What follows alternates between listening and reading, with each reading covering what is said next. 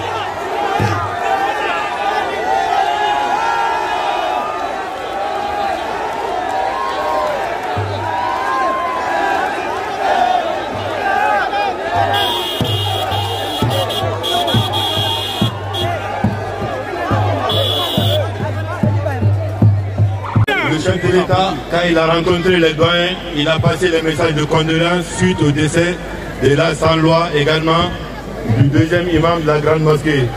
Condoléances à chacun de vous. En venant également à l'abbé ici, le chef de l'État a mis l'occasion à profit, non seulement venir prier aux côtés des populations de l'abbé, mais également s'imprégner de la situation de l'évolution des travaux qu'il a ordonnés pour la population de l'abbé et la région de l'abbé en général.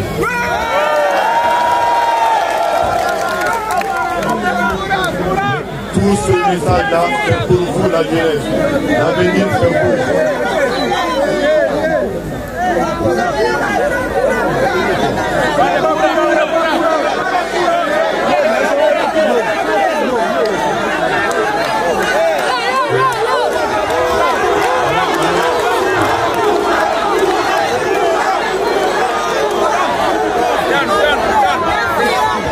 Il n'y a pas de courant à l'abbé. Le message a été porté par les doyens et l'Anjadou quand il a parlé au président tout à l'heure.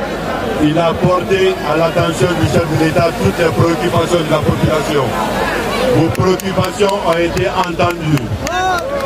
Des solutions qui doivent se retrouver. Ça demande du temps, de la compréhension, de la patience. Tout ce qui va se passer, ça sera à l'actif et au profit de vous, jeunesse. Donc, soyez là pour suivre les travaux vont se réaliser. Merci. Le CNRD et son président ne sont pas un gouvernement de promesses. Merci. On ne vous dira pas. Monsieur le ministre, vous êtes à l'abbé, vous êtes venu célébrer la fête de l'Aïd à l'abbé avec le président de la République. Quels sont vos sentiments? Disons que c'est un sentiment de joie à chaque fois que le président de la transition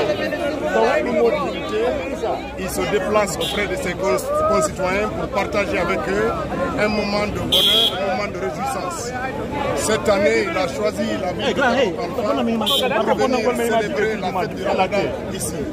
Et donc, il a transmis un message de satisfaction et de remerciement à l'endroit des populations de l'abbé et rappelé aussi un certain nombre d'engagements qu'il a pris aussi bien pour l'Abbé que pour les préfectures du Fouta en termes d'infrastructures routières, d'aménagement d'hôpitaux, d'adduction d'eau et d'électricité. Donc il nous a aussi instruit de remercier vivement la jeunesse qu'il va rencontrer tout à l'heure pour dire un mot. Et il a sollicité des vieux, des sages, leur bénédiction pour la paix, la quiétude sociale, pour que la Guinée puisse travailler dans l'unité afin que la transition puisse se dérouler dans les bonnes conditions. Et donc ce sont là les quelques messages de satisfaction que le chef d'État nous a dit de vous transmettre en son nom et au nom de la délégation qui l'accompagne. Après ici nous retournons à Conakry bien entendu et puis nous reprenons nos activités quotidiennes. Le chef de l'État était venu conférer avec vous, voir aussi l'abbé. On a fait un parcours, il a vu les parties non bitumées de la ville d'une certaine manière. Et puis comme il prend l'avion pour retourner, il a aussi une perspective plus large. Il voit ce qui manque dans le pays, en plus des comptes rendus que les autorités locales lui renvoient régulièrement. Donc le chef de l'État est venu aussi pour cela et il a profité de ça pour se confier aux populations de l'abbé, aux sages de l'abbé pour demander des bénédictions.